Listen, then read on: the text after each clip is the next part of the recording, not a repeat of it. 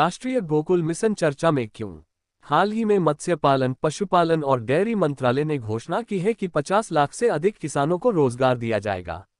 राष्ट्रीय Gokul mission RGM के तहत गाय, भैंस, सुअर, मुर्गी, बकरी प्रजनन फॉर्मों और साइलेज बनाने वाली इकाइयों को सब्सिडी प्रदान करने की योजना है, जिसमें से 50% सब्सिडी भारत सरकार द्वारा दी जाएगी।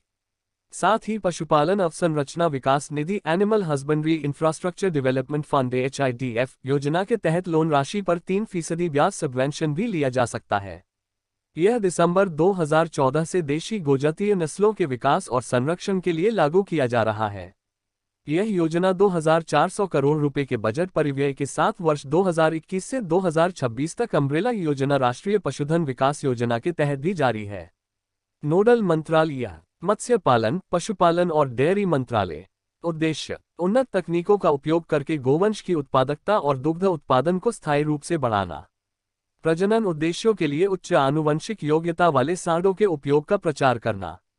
प्रजनन नेटवर्क को मजबूत करने और किसानों तक कृत्रिम गर्भाधान सेवाओं की डिलीवरी के माध्यम से कृत्रिम गर्भाधान कवरेज को बढ़ाना। वैज्ञानिक और समग्र तरीके से स्वदेशी मवेशी और भैंस पालन एवं संरक्षण को बढ़ावा देना। महत्व राष्ट्रीय गोकुल मिशन आरजीएम के परिणामस्वरूप उत्पादकता में वृद्धि होगी तथा कार्यक्रम का लाभ विशेष रूप से भारत के सभी छोटे और सीमांत किसानों के मवेशियों एवं भैंसों तक पहुंचेगा। यह कार्यक्रम विशेष रूप से महिलाओं को भी लाभान्वित करेगा, क्योंकि पशुधन खेती में शामिल 70% से अधिक कार्य महिलाओं द्वारा किया जाता है। घटक उच्च आनुवंशिक मेरिट जर्मप्लाज्म की उपलब्धता, कृत्रिम गर्भाधान नेटवर्क का विस्तार, स्वदेशी नस्लों का विकास और संरक्षण, कौशल विकास, किसान जागरूकता, गो जातीय प्रजनन में अनुसंधान विकास और नवाचार। क्रियान्वयन एजेंसी राष्ट्रीय गोकुल मिशन को राज्य कार्यान्वयन एजेंसी SIA अर्थात पशुधन विकास बोर्ड के माध्यम से कार्यान्वित किया जाएगा। महत्वपूर्ण पहले गोपाल रत्न पुरस्कार यह सर्वश्रेष्ठ स्वदेशी नस्ल के समूह को बनाए रखने तथा सर्वोत्तम प्रबंधन के लिए किसानों को प्रदान किया जाता है। कामधेनु पुरस्कार संस्थान, ट्रस्ट, NGO, गौशालाओं या सर्वश्रेष्ठ प्रबंधित ब्रीडर्स सोसाइटियों द्वारा सर्वश्रेष्ठ प्रबंधित स्वदेशी समूह के लिए प्रदान किया जाता है। गोकुल ग्राम आरजीएम ने स्वदेशी नस्लों को विकसित करने हेतु एकीकृत मवेशी विकास केंद्रों गोकुल ग्राम की स्थापना की परिकल्पना की है, जिसमें 40% तक नस्लें किसी विशेष वर्ग या प्रकार से संबंधित या दिखाई देने वाली शामिल हैं।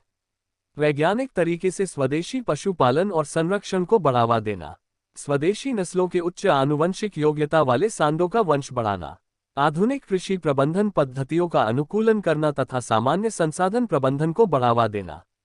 पशु अपशिष्ट का किफायती तरीके से उपयोग करना, जैसे गाय का गोबर, गोमूत्र। हाल ही में 16 गोकुल ग्रामों की स्थापना के लिए धनराशि जारी की गई है।